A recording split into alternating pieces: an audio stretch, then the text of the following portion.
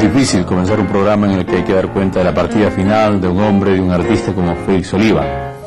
Ana María McCarthy, ceramista como él, además de sobrina suya, nos decía, yo estaba convencida que era inmortal. Y es que su optimismo, su alegría de vivir, su desprendida solidaridad, parecía que lo hacían inmune a las contingencias de todos los humanos. Sin embargo, su inmenso corazón, ya lacerado por un devastador infarto anterior del que había logrado recuperarse, no le dio otra oportunidad y se fue el sábado pasado. A su actividad de pintor y ceramista sumaba un trabajo permanente en centros penitenciarios, en Castro Castro y en Santa Mónica, en apoyo de Arte para la Esperanza del padre Uberlancía. Comenzamos el programa de hoy con un homenaje a Félix Oliva.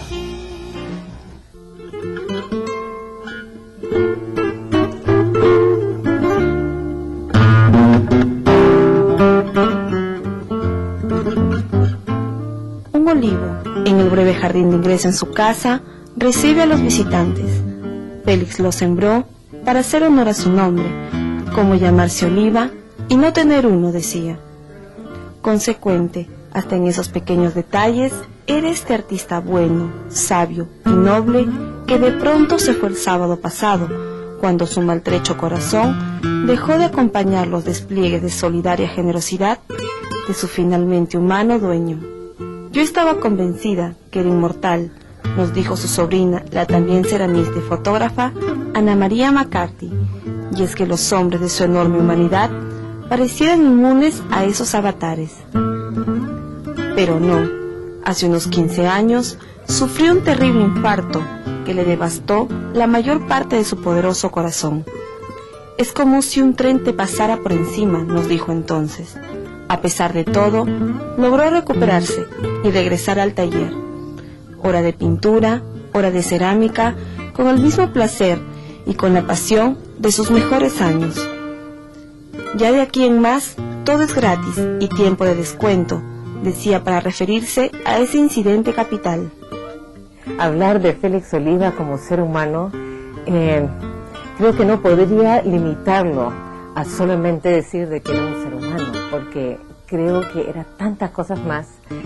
Era amante de todo lo bello y lo lindo y lo maravilloso, era parte de la naturaleza, era un conjunto musical andino, era parte de los tantos artistas ceramistas que instruyó, que inspiró.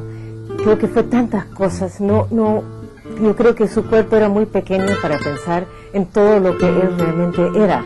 Era, mira, el floripondio, era el girasol, eran las frutas, los mercados.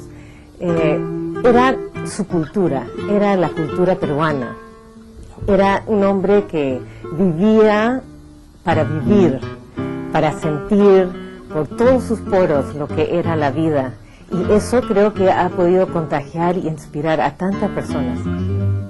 Su trayectoria era brillante, con una sólida formación académica en las artes plásticas en universidades norteamericanas y francesas y un gran conocimiento al lado de los mejores maestros de la cerámica de los polvorientos pueblos del Perú.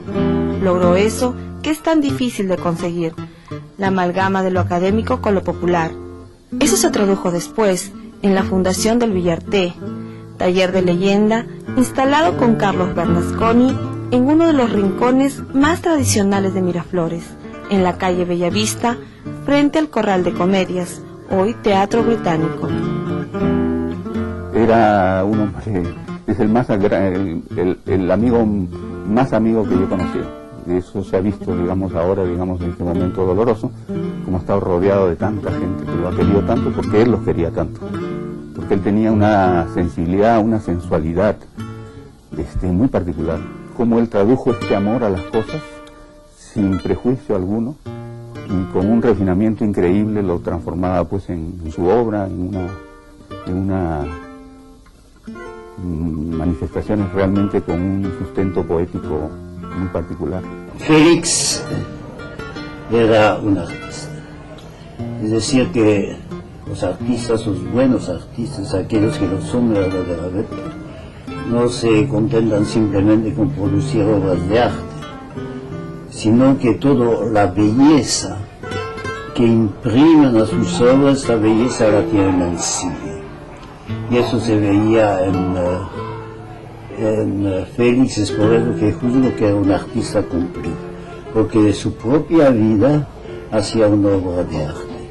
Él vivía verdaderamente por su arte y consideraba a los demás como artistas en potencia también. Yo creo que para un ser humano ser un artista es muy importante, porque es una forma de trascendencia, de no quedarse inmóvil, de no quedarse mirando su propio ombligo, sino de transmitir la belleza que tiene en sí, el impulso que tiene en sí, y eso era Félix. Toda su obra está profundamente enraizada en las costumbres, la naturaleza y la historia del Perú, y no pocas veces contenían una feroz crítica social, especialmente contra ciertas jerarquías eclesiásticas. Por ejemplo, aunque entre sus cuadros más queridos estaban la procesión del Señor de los Milagros y una cruz inspirada en las cruces populares del Ande. Yo creo que ha sido un aporte sustantivo, porque ha sido una labor, digamos, orientada más allá de lo puramente artístico, ¿no? Expresado con tanta sensibilidad en su obra. El hecho de que estuviera tan profundamente comprometido con nuestra realidad, ¿no? Su pasión, digamos, sobre todo por lo que es el mundo andino, que lo llevó a recorrer, digamos, el país entero con su familia, con sus hijos, que lo hizo en tomar contacto, ¿no es cierto?, con todas las personas que tenían que ver, digamos, con la producción artística popular, a los cuales apoyó incondicionalmente, y sobre todo el hecho de que con mucha modestia ese enorme talento lo supo vertir en una obra, como digo, de carácter singular, muy particular, muy original, en la que primaba más allá de la parte referida a lo formal, ¿no es cierto?, el espíritu de las cosas que lo rodeaban. Que yo lo conocí a él en Quito, estuvimos juntos en Quito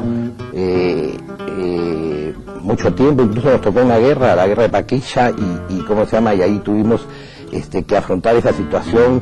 Y una vez en Quito teníamos ganas de echarnos un trago, pero no podíamos. Entonces empezamos a decir, bueno, pero vamos a tomar un conchito, y eso se convirtió a la larga en una célebre tranca de los conchitos, como decíamos nosotros, porque de conchito en conchito nos pusimos una borrachera, y Félix pintaba mucho cosas andinas vinculadas con el Ande, y era muy crítico social, tenía una gran emoción social, era una pura y auténtica emoción social.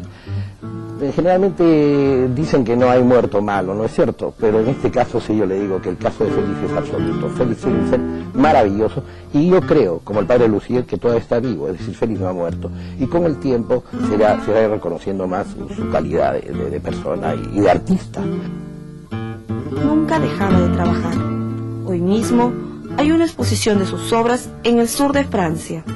Ya hace muy poco volvió de Europa, trayendo entre sus valijas una edición facsimilar del Quijote, con sus ilustraciones que habían sorprendido a los españoles. Estuvo aquí para contárnoslo.